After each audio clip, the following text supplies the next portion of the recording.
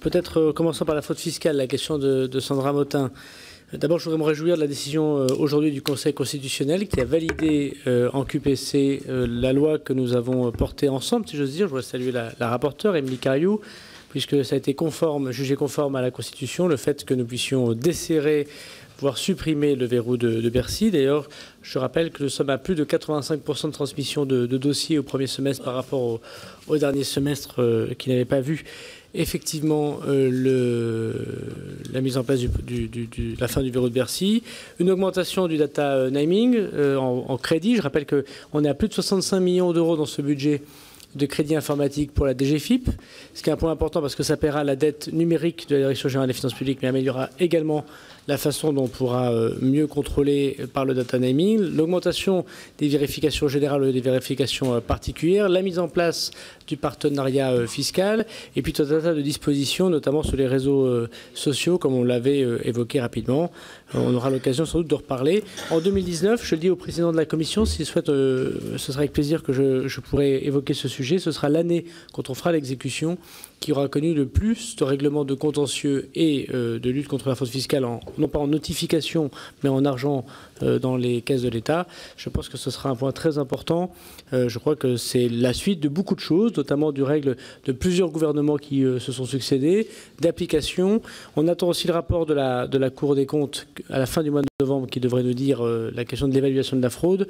On a déjà eu l'occasion d'échanger avec la Cour. Je crois pour ma part qu'il ne s'agit pas forcément désormais d'avoir des moyens supplémentaires ou d'avoir un certain nombre de législations supplémentaires, mais d'appliquer ce qui existe et beaucoup de choses existent. Je voudrais répondre à diverses questions, et notamment à celle de Mme Dalloz, mais aussi de Mme Louwagie et de M. Le Fur, sur l'impôt à la source.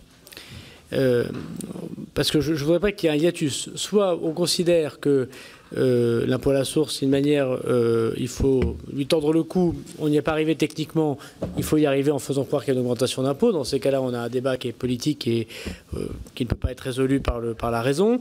Soit vous posez légitimement, comme M. Le Fur l'a fait, des questions sur les montants. Alors pour que ce soit bien clair, on aura l'occasion d'en reparler. L'augmentation de l'assiette, du fait de l'augmentation des revenus de ceux qui payent l'impôt sur le revenu, est d'1 milliard.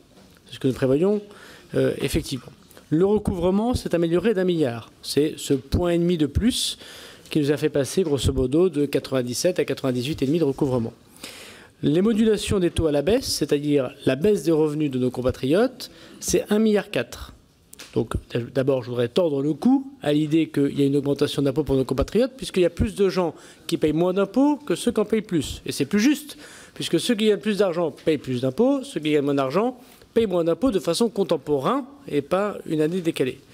La prise en compte des changements de situation personnelle et demi-part fiscale, ou des décès, des naissances, des divorces, moins 1,2 milliard. Et les revenus exceptionnels, le CIMR, 2,2 milliards. Si vous faites la différence de tout ça, ça fait plus de 2 milliards. C'est ce que j'ai eu l'occasion d'évoquer dans les médias. Donc on voit bien que même si vous ne vous concentrez que sur l'assiette, rien que si on met l'exceptionnel de côté et si on retire les changements de situation de côté, le recouvrement de côté, et qu'on regarde la masse d'impôts que payent les gens, oui, ceux qui gagnent plus de revenus payent plus d'impôts, c'est le principe de l'impôt sur le revenu qui est proportionnel, et ceux qui gagnent moins de revenus, ils payent moins d'impôts, ce qui fait d'ailleurs que si on fait rien que cette différence, il y a 400 millions d'euros de moins de payés par les Français sur l'impôt. Et évidemment, chaque année, il y a une revalorisation du barème, mais ça, on a eu l'occasion d'en parler, et c'est le cas depuis que les projets de loi de finances sont présentés devant le Parlement, mais on aura peut-être l'occasion d'en reparler dans l'hémicycle si vous le souhaitez. Vous m'avez posé la question de la taxe carbone. Il n'y a pas de remise en cause de la taxe carbone, mais de la suppression de la taxe carbone, ou en tout cas de la non-augmentation. Mme Dalloz m'a posé la question de la différence de recettes. Et elle a vu qu'il y avait plus d'1 milliard, elle se pose la question pourquoi. Bon, d'abord, il y a plus de consommation sans doute, mais aussi parce qu'il y a 2 centimes qui est appliqué pour les chauffeurs routiers, enfin en tout cas pour les routiers, qui ne va pas dans le budget d'État. Je rappelle qu'ils sont affectés à l'AFIT. Et par ailleurs, c'est en fait en lien avec la profession, la route payant la route. Nous sommes d'accord et nous avons dit à M. Djebari, qui rencontre les professionnels d'ailleurs, il les a rencontrés la semaine dernière, il les rencontre cette semaine, pour étudier, il y a une mission de l'Inspection générale des finances qui se fera avec le ministère de la Transition écologique et des Transports, pour étudier la contemporanéisation du remboursement de trésorerie. Ce que nous avons fait pour les agriculteurs, nous regardons si c'est possible de le faire pour les chauffeurs routiers, pas le payage en décalage, parce que pour ceux qui ne voient pas très bien le mécanisme, il n'y a pas 2 pompes. Il n'y a pas une GNR pour les professions, pour les taxis, pour les chauffeurs routiers, pour les agriculteurs, et une autre pour les citoyens. Tout le monde va à la même pompe, et puis ensuite il y a un mécanisme de remboursement de trésorerie. Ça a beaucoup handicapé les agriculteurs. Nous l'avons modifié. Ils ont des cartes parfois spécifiques, c'est un autre sujet. Mais nous avons, ça dépend des gasoils, mais si vous prenez du diesel ou de l'essence, ce n'est pas le cas. Donc nous avons réussi à faire l'avance de trésorerie, d'ailleurs, depuis qui s'appliquera au 1er janvier, pour les agriculteurs. Ça, c'est un point très important. Et puis, il y a, pour les chauffeurs routiers, l'idée qu'on pourrait contemporanéiser. C'est évidemment un problème de trésorerie pour l'État, un effort qu'il faudra faire. On aura l'occasion d'en reparler. La question sur le gel qui a été évoquée, mais je crois que votre collègue est parti, effectivement démontre que nous n'avons pas fait de décret d'avance en 2 ans.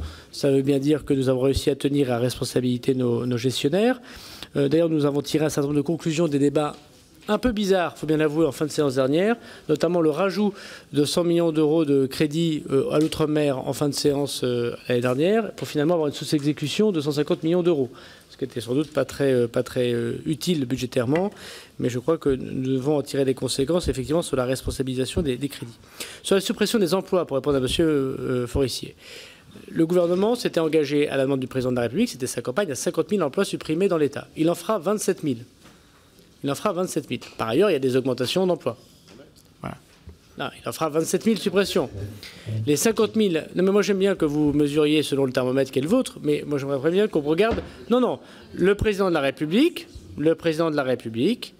s'est engagé à 50 000 suppressions de postes d'un côté pour l'État et de l'autre à un certain nombre de créations de postes dans l'armée, à l'intérieur, etc. On en fera 27 000 suppressions. Ce n'est pas 50 000.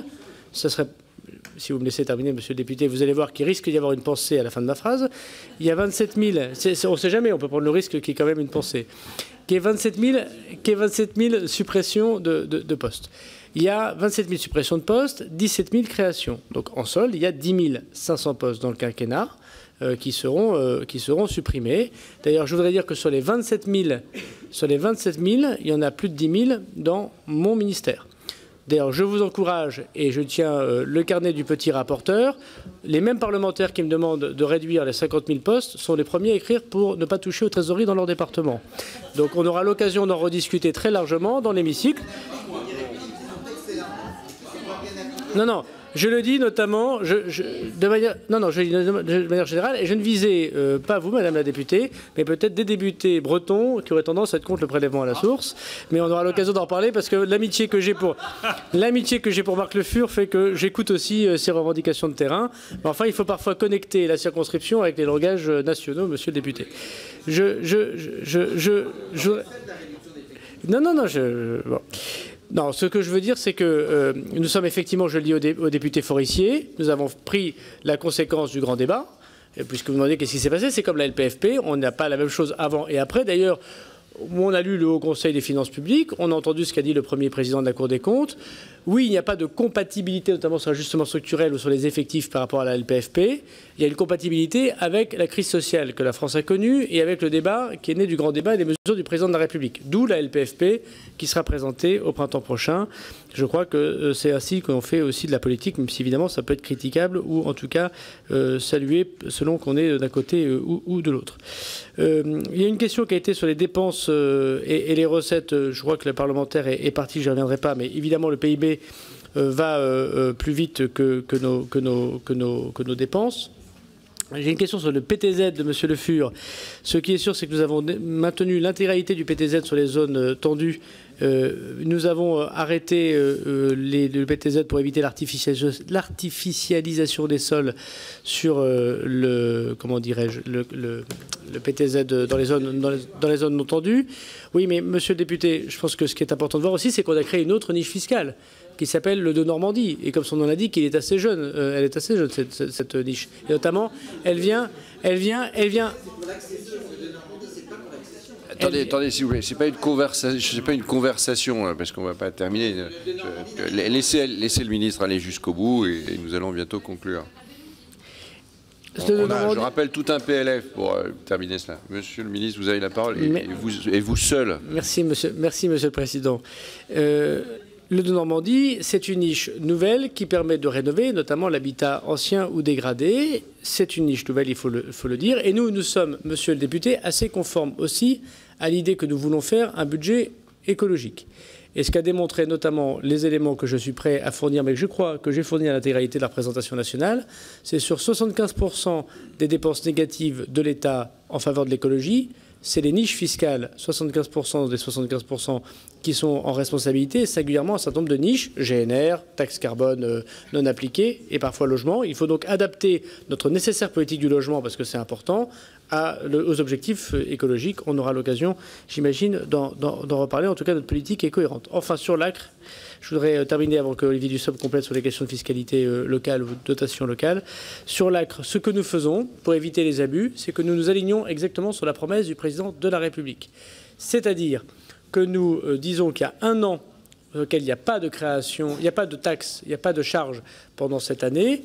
Et il y avait un effet d'aubaine, notamment pour les auto-entrepreneurs vis-à-vis des indépendants. Les indépendants, notamment, râlaient beaucoup du fait qu'il y avait beaucoup de gens qui passaient en statut d'auto-entrepreneur alors qu'ils auraient dû être déclarés en indépendants, une sorte de dévoiement du système. Il y aura toujours l'année blanche, mais nous nous arrêtons à l'année blanche et non pas dans la continuité. Et pour répondre à Mme Vergier-Jouclas sur les 300 millions, ça représente 2% du budget des 12 milliards 270 millions qui est sous l'autorité de Mme Pénicaud. C'est vrai qu'il y a des politiques publiques qui sont importantes. À ce moment de l'année, il est évident qu'il est difficile de faire des coupes budgétaires, et j'en ai parlé avec la ministre du Travail, qui ne viendraient pas être orthogonales avec la politique que nous suivons. Mais nous avons souhaité garder dans le PLF la mesure qui a été retirée, si j'ose dire, au banc par le Premier ministre. Nous la supprimerons évidemment par un amendement gouvernemental lors de la discussion, soit en commission si vous le faites, soit en séance publique. Et le Premier ministre a demandé à la ministre du Travail de travailler à trouver ces économies. Je rappelle que ce n'est pas tout à fait 320 millions toutes à pu, puisque c'est 320 millions d'un côté qui venaient compenser une niche sociale. La sécurité sociale payait 160 millions d'euros de plus, puisque les gens repassaient dans le droit commun, notamment les 2 euros d'exonération par heure qui est fait. Et puis en 2021, il y avait plus de crédits d'impôt que ça coûtait à l'État, puisqu'il y avait un décalage d'un an, il déclarait plus, donc il y avait plus de crédit d'impôt. Donc là, le solde est à 110 millions, c'est déjà beaucoup d'argent, et pas forcément à 300. On aura l'occasion d'en reparler avec la ministre du Travail. Olivier Dussopt.